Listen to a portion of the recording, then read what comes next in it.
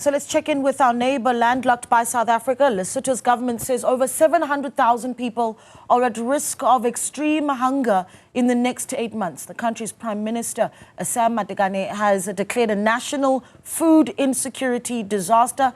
Matekane says the country needs at least 1.2 billion rand to effectively address the food crisis. But let's now unpack this with Lesotho's Prime Minister's spokesperson, Mr. Thapelo Mabote.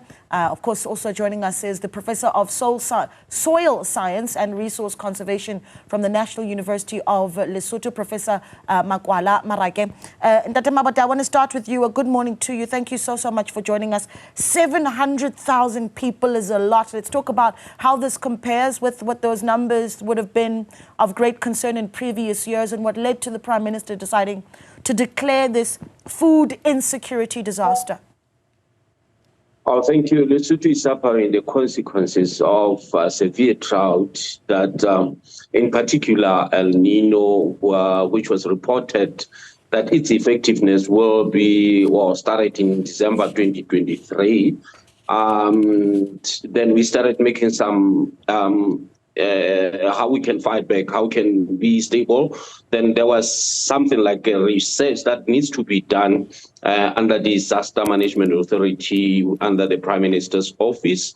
And it went on from the study that was done previously, because the study is done annually by DMA.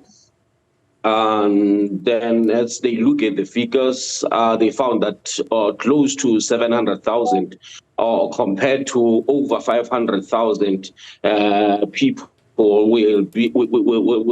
are in dire need of humanitarian assistance.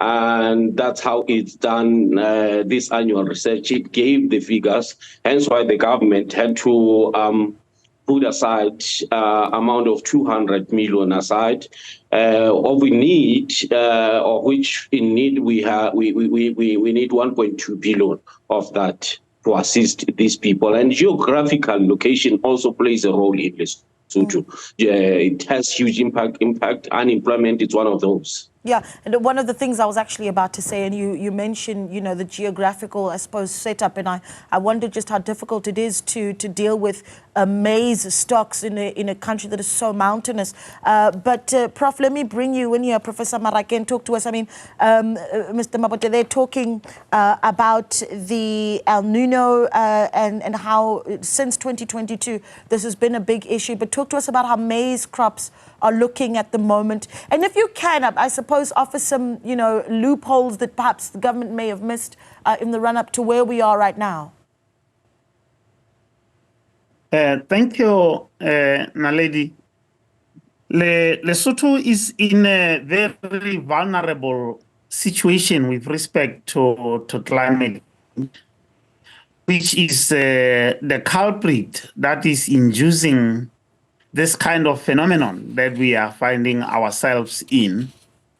In fact, over the last 15, 20 years, the frequency of El Niño-induced droughts has almost been so regular. And this fits well with the projections of the Lesotho Meteorological Services looking forward as we go into the mid and distal periods towards 2100. So this is, we are feeling the brunt of this climate change. In the last season, we had a very, we had projected an El Niño as early as this time last year, that the growing season was going to be quite affected by drought. So we are not quite responding. We are not responding very well as a country in terms of preparations, preparedness for this kind of disasters, because they are projected. And we are quite aware that something is not going to go right. And there are a number of things that we should be doing in preparation. For instance, in a changing climate, to deal with drought means we must conserve water. We conserve water in reservoirs that can be used for irrigation. We also conserve water in the soil by managing soil such that the rainfall, the minimum rainfall that is occurring, then is conserved in the water. Our terrain here in Lesotho is such that any rain pouring out almost runs off and does not absorb into the soil. And this is a result of the terrain we are farming, Right. but it is also a result of the farming methods that we are engaged in. To, when you talk of could government do something, it is not just something that could be done in one season. It should be a program that realizes that we are going into a period of climate change where drought is one of the impacts that we are going to face. Sure. So we need to change Right. the overall farming system. Yeah. Yeah. You know, I wanna come to you again, Mr. Mabote, because I'm looking here at numbers from UNICEF, but they are between 2008 and 2014, for instance, and it says that an estimated 9,200 children died in Lesotho as a result of undernutrition. That was a long time ago. Now with this drought, that is, excuse me, so concerning.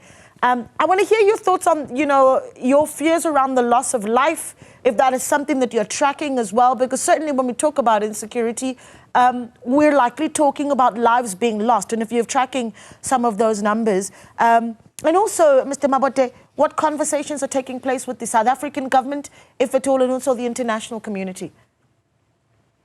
Well, before that, Naledi, the government of Lesotho have come up with a response plan. Hence, Professor is saying we are moving at a slow pace to respond, and that should be a long and a short term, and also implement some resilience building structures that will also respond to all these challenges that we are faced by, and also making a plea to our development partners, our brothers and sisters everywhere, because we cannot fight this alone. You can look at the figures that